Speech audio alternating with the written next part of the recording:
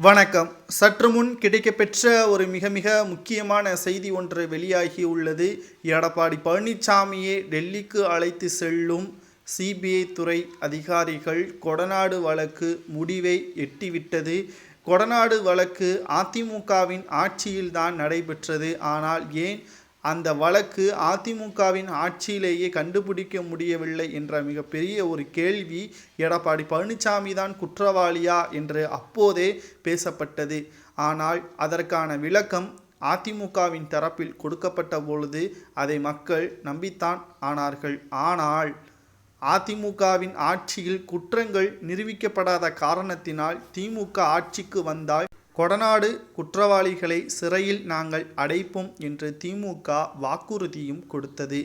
திமுக ஆட்சி அமைத்து இன்றுடன் 3 ஆண்டுகள் நிறைவடையக்கூடிய நிலையில் அதிமுகவின் கொடநாடு குற்றவாளிகள் யார் என்பது இன்று வரை தெரியாத நிலை ஏற்பட்டிருந்த நிலையில் கடைசியாக இந்த வழக்கு கடந்த ஆண்டு சிபிஐ துறைக்கு மாற்றப்பட்டது. சிபிஐ துறை அதிகாரிகளும் கொடநாடு வழக்கு எப்படி நடந்தது, என்னென்ன பொருட்கள் எல்லாம் திருடி போன, மேலும் 2 காவலாளிகளில் ஒருவர் கொலை செய்யப்பட்டுள்ளார், இன்னொருவர் எங்கு இருக்கிறார் என்றும் தெரியவில்லை. கேரளாவில் இருந்து 4 நபர்களை விசாரணை செய்த பொழுது இவர்கள்தான் கொடநாடு கும்பலின் முக்கிய நபர்கள் என்றும் இவர்களை ஏவியது யார் என்று பார்க்குமேயானால் அதிமுகவின் ஆட்சியில் சில அமைச்சர்கள் தான் இவர்களை வரவழைத்தார்கள் என்றும், அதிலும் குறிப்பாக அப்பொழுது ஜெயலலிதா அவர்களது கார் டிரைவராக இருந்த கண்ணன் அவர்கள்தான் எங்களை அழைத்து வந்தார் என்றும் கூறியுள்ளனர். ஆனால் தற்பொழுது கண்ணன் அவர்கள் உயிருடன் இல்லை, கார் விபத்தில் அவரும் இறந்துவிட்டார்.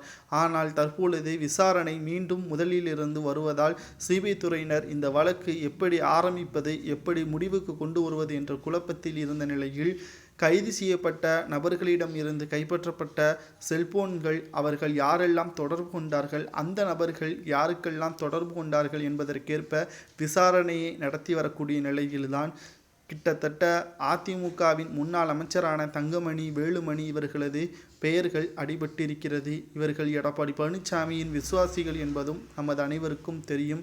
மேலும் இந்த விசாரணையில் மீண்டும் எடப்பாடி முன்னாள் அமைச்சர்களான KP முனுசாமி, தங்கமணி, வேலுமணி இவர்களை விசாரணைக்காக டெல்லிக்கு அழைத்து செல்ல உள்ளதாகவும் நீதிமன்றத்தில் அனுமதி கேட்டுள்ளனர். இந்த வழக்கில் இவர்கள்தான் குற்றவாளி என்று உறுதி செய்யப்பட்டுவிட்டால் மக்களாகிய நீங்கள் இவர்களுக்கு என்ன தண்டனை கொடுக்கலாம் என்று கமெண்ட் வாயிலாக கூறுங்கள்.